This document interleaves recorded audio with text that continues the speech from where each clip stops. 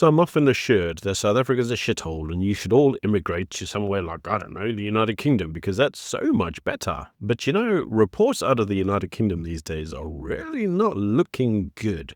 In fact, let's actually keep to the one topic that makes the most sense to me, and that's free speech. Why free speech for me? Well, because I make YouTube videos where I basically criticize the government and its policy, well, every day. So reports have come out indicating that around 30 people are being arrested daily, approximating at 12,000 people a year, under an outdated law that criminalizes grossly offensive messages such as retweets or cartoons. Now, arrests have been happening even when content is deleted or accompanied by disclaimers.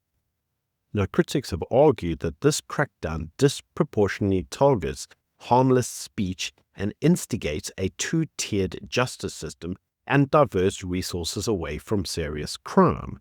Now, what we've recently seen is a case where an individual was at a pro-English rally and chanted, "I love bacon," or "We love bacon," and he was arrested. In fact, you can see that right here. Okay, we love bacon. Why? Because I like bacon. I say he likes bacon. Oh.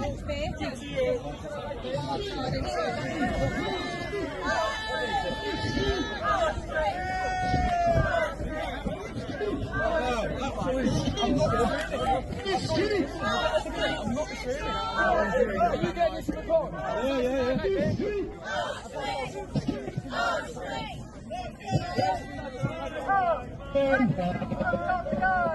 Now you can see that what ultimately happened is that the officer asked him about this and he said, "Yep, but I like a full English breakfast, which includes bacon," and he was arrested because the officer was, and I quote, having none of it.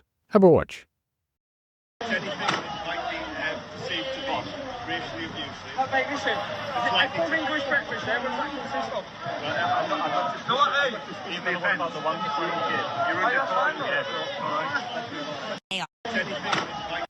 Now this all comes after a Labour councillor who called for far-right activists' throats to be cut at an anti-racism rally was found not guilty for encouraging violent disorder by a jury.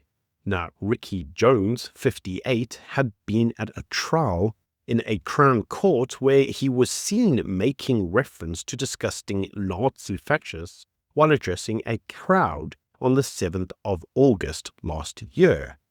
Now, his remarks were directed towards right-wing activists who he said had left stickers on a train with razor blades hidden behind them and told police that they were never intended to be taken literally by anyone. So yes, supposedly an individual who actually called for actual violence is not guilty, and a person who says, "We love bacon," well, lock him up, gov. Now, the war against free speech has been escalating in the United Kingdom with the implementation in 2023 of the Online Safety Act, which imposes duty on platforms to remove or moderate content deemed to be harmful, even if legal, and to enforce age verification and scanning for encrypted messages for child protection.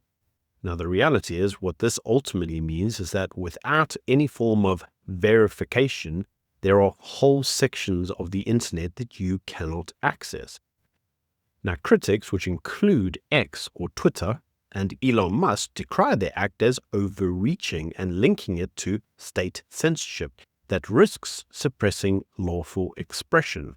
The Washington Post and human rights groups have all warned that the legislation has triggered overcompliance, with platforms preemptively blocking or censoring content, including political or educational material.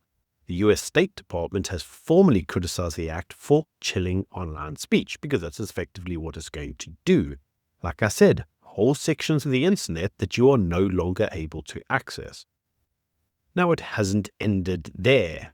There has been a blurring between the lines between security laws and speech restrictions, with the National Security Act of 2023, which focused on espionage and foreign interference, but which raised the alarm amongst media and journalists for its perceived potential to strive for investigative reporting. The lack of clear journalistic defenses intensifies these concerns.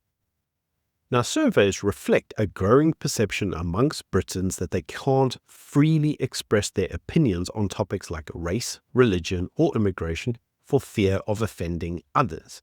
And we've seen that in numerous X videos, people are being arrested for criticizing Islam or immigration. The US State Department's annual report highlights various UK measures, including buffer zones around clinics. We've seen individuals that have been arrested for praying around clinics, prosecutions for silent prayer. We've seen the people that have been arrested for praying in their head for abortion victims, as worrisome restrictions on peaceful expression. And experts argue that laws criminalizing protest or requiring judicial restraint in speech pathways pose a systematic threat, even if free speech is reasonably well preserved in principle. So ultimately, what can we take from all this? Well, the United Kingdom is not a free speech platform. And if someone like me were to go live there full time and still make the content like I do, chances of detention pretty high. And so with that all being said, you got to ask yourself a question. Is it really better over there? You can let me know what you think in the comment section below. Until next time, bye.